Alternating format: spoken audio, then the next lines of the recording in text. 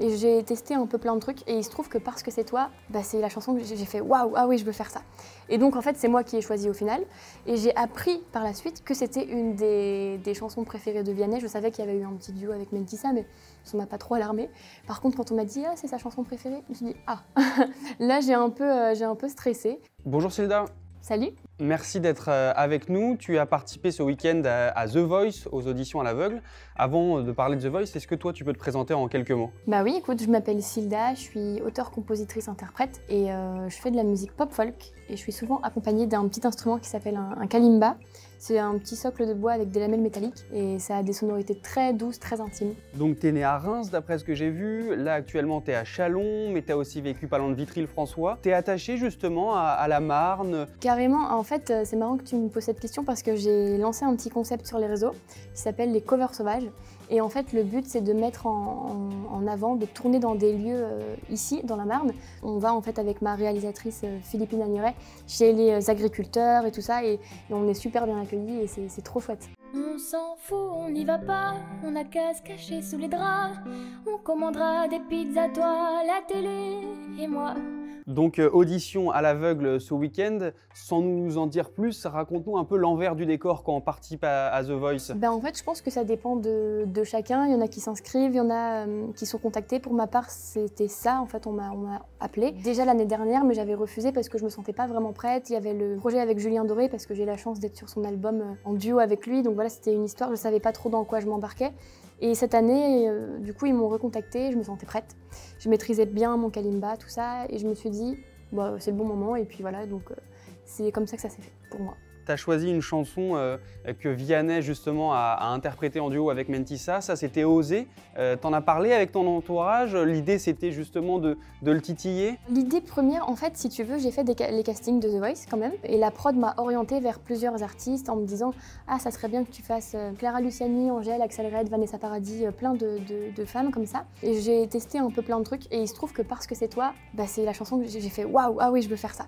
Et donc en fait, c'est moi qui ai choisi au final, et j'ai appris par la suite que c'était une des chansons préférées de Vianney. Je savais qu'il y avait eu un petit duo avec Mentissa, mais ça m'a pas trop alarmée.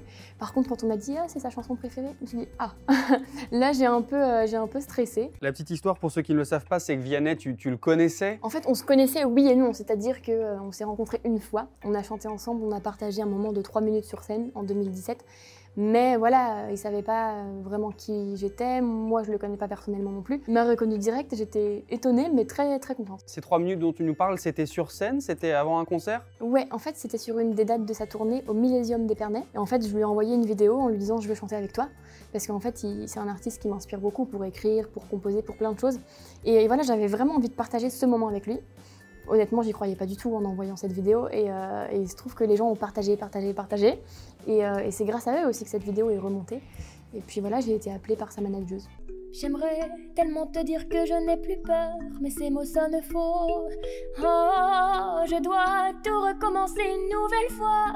Baby, pardonne-moi si je fais un faux pas. Maintenant, c'est ton coach, alors tu peux pas nous en dire plus, mais parle-nous de ta relation avec lui. Il est aussi naturel et sympathique comme nous on le voit à la télé? Vianney, je pense qu'il fait partie des artistes, mais même Julien Doré, Amir. En fait, ouais, je trouve que vraiment ces 3 artistes-là sont vraiment fidèles à ce qu'ils montrent à la télé. Il n'y a pas de... Non, ils sont vraiment pareils en fait, hors caméra ou avec les caméras. Quelle est la suite? Est-ce que tu travailles? Est-ce que tu continues tes études? J'ai mon bac littéraire et puis j'ai travaillé à l'usine pendant 1 an et maintenant je suis vraiment intermittente depuis janvier, donc ça fait 3 mois. Et je tourne exclusivement, je fais des prestats dans des hôtels, des restaurants, des premières parties. Et j'en vis, donc je suis tellement soulagée et tellement heureuse. On va terminer en chanson. Est-ce que tu pourrais nous jouer une de tes chansons? Carrément, je viens de sortir un single qui s'appelle C'est beau d'aimer. Et le clip est sorti aussi mercredi. Je vous invite à le regarder si tu as envie. Et puis du coup, je vais vous jouer cette petite chanson.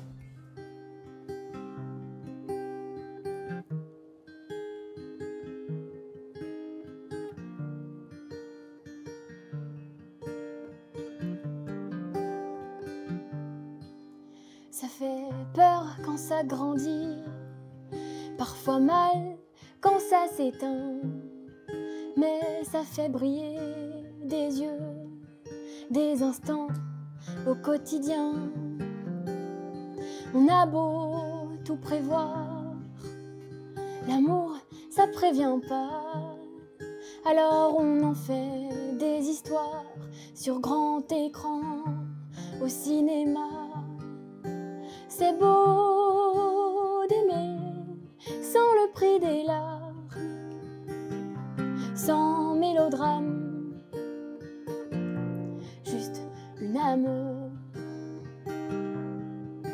C'est beau d'aimer sans le prix des larmes, sans mélodrame, juste une âme.